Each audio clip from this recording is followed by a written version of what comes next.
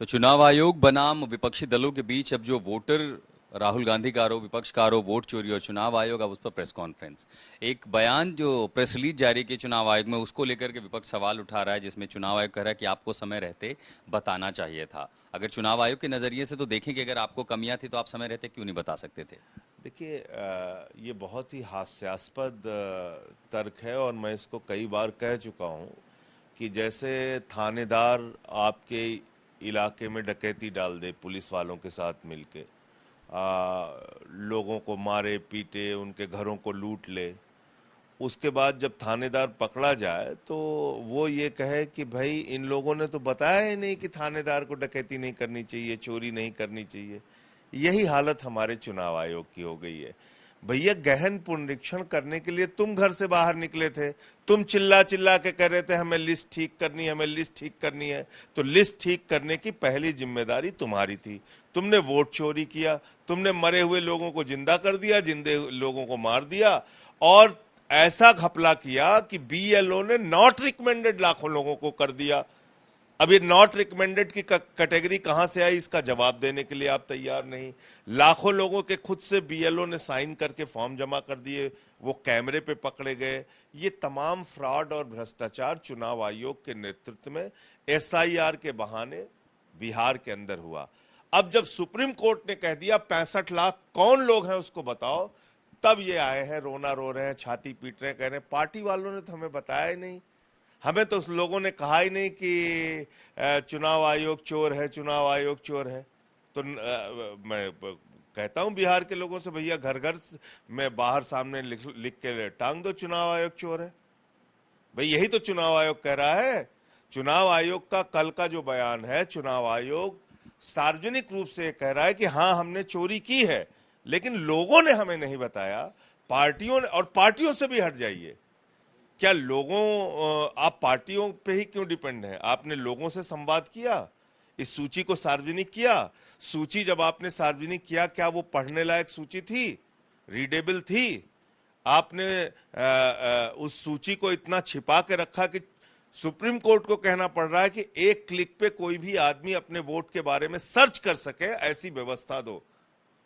आप बताइए, ऐसे टेक्नोलॉजी के युग में सुप्रीम कोर्ट जाना पड़ रहा है इतनी छोटी सी चीज के लिए लोगों को? इसका मतलब चुनाव आयोग आपने वोट चोरी की थी, वो वोट चोरी आपकी पकड़ी गई। सुप्रीम कोर्ट ने अब 65 लाख वोटों को सामने करने के लिए कहा है। उसके पहले आप छाती पीट रहे हैं, रोना रो रहे हैं, और चुनाव आयोग कह रहा है कि चुनाव आयोग चोर है, ये लोगों ने हमें नहीं बताया। वो ये कह रहे हैं कि देखिए राजनीतिक दलों के बीच हमें जो है, पार्टियों ने हमें नहीं बताया। हम राजनीतिक बहुत ही भोले और सीधे हैं। हमें पार्टियों ने ये नहीं कहा कि चुनाव आयोग चोर है, हम तो कह रहे हैं चुनाव आयोग चोर है। हम तो बता रहे हैं कि तुमने चोरी की है वोटों की, हम बता रहे हैं तुमने लिस्ट में हेरा फेरी की है। अब बिहार के लोगों से घर घर में अपील करते हैं कि भाई चुनाव आयोग खुद कह रहा है कि चुनाव आयोग चोर है, ये लोगों ने बताया नहीं, अब ठीक से लिख के लगा दो। राजनीतिक दलों के बीच हमें पीसा जा रहा है, हमें लपेटा जा रहा है, उनकी प्रेस मतलब है वो कोई राजनीतिक पार्टी है? वो कहां से आ गए इसमें? भाई वो एक राजनीतिक दल के लिए काम कर रहे हैं, उनके एजेंडे के हिसाब से चल रहे हैं। ये तो अब एक सार्वजनिक तथ्य है, ये तो कहीं छिपा नहीं है। अच्छा, आज उनकी प्रेस कॉन्फ्रेंस है चुनाव आयोग की, ऐसे कौन से महत्वपूर्ण सवाल हैं जिनको लगता है विपक्ष को कि चुनाव आयोग को इस पर जवाब देनी चाहिए, जिससे ये जो तमाम तकरार है ये सब खत्म हो जाए? पहले तो 65 लाख वोटों का हिसाब उनको देना चाहिए। किस आधार पे ये 65 लाख वोट काटे गए, नंबर एक। नंबर दो, जिस बात की चर्चा हो रही है कि आपके बीएलओ ने, जो बूथ लेवल ऑफिसर थे, उन्होंने बहुत सारे लाखों वोटों को नॉट रिकमेंडेड लिख के भेज दिया है। ये अधिकार आपने बीएलओ को कब दिया? ये नॉट रिकमेंडेड की कैटेगरी क्या है? कैसे कोई बीएलओ किसी वोटर को नॉट रिकमेंडेड लिख सकता है?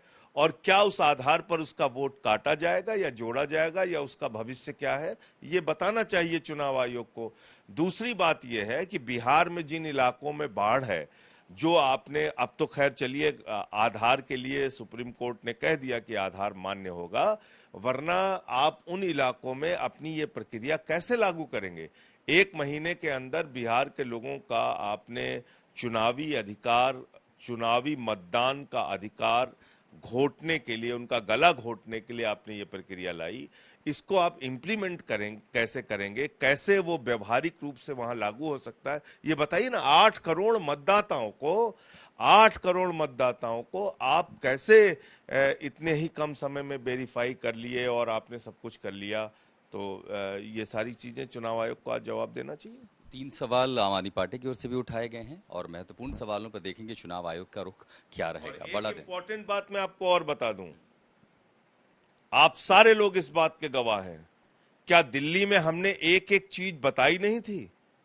क्या ये आपराधिक कृत्य नहीं था कि एक केंद्रीय मंत्री के घर में 33 वोट थे, किसी के घर में 22 वोट थे, किसी के घर में 25 वोट थे, किसी के घर में 15 वोट थे, सांसदों के, मंत्रियों के घर में इतना बड़ा फ्रॉड पकड़ के हमने शिकायत की थी। उस पर कोई कार्रवाई किया था चुनाव आयोग ने? कोई एफआईआर की हो? बताइए आप। कहते हैं चोरी हमारी बताई नहीं गई, हमने तो दिल्ली में चोरी सारी बताई उनकी। 14 कॉन्स्टिट्यूएंसीज के अंदर भारतीय जनता पार्टी के एक एक दो कार्यकर्ताओं ने हजारों हजार वोट कटवाने की एप्लीकेशन डाल दी। कैसे डाल दी? दिल्ली की नई दिल्ली विधानसभा में 42,000 वोट आपने चुनाव के पहले काट दिया। उसका हिसाब दिया आपने? कैसे आपने वो 42,000 वोट अरविंद केजरीवाल की कॉन्स्टिट्यूएंसी में काट दिया, जिसकी वजह से केजरीवाल को हार का सामना करना पड़ा दिल्ली के चुनाव में? तो आप बताइए ना, इन सारे सवालों का जवाब दीजिए। और इन्हीं सवालों पर नजर रहेगी चुनाव आयोग की इस प्रेस कॉन्फ्रेंस में। दिल्ली में संजीव के साथ मैं आशुतोष मिश्रा।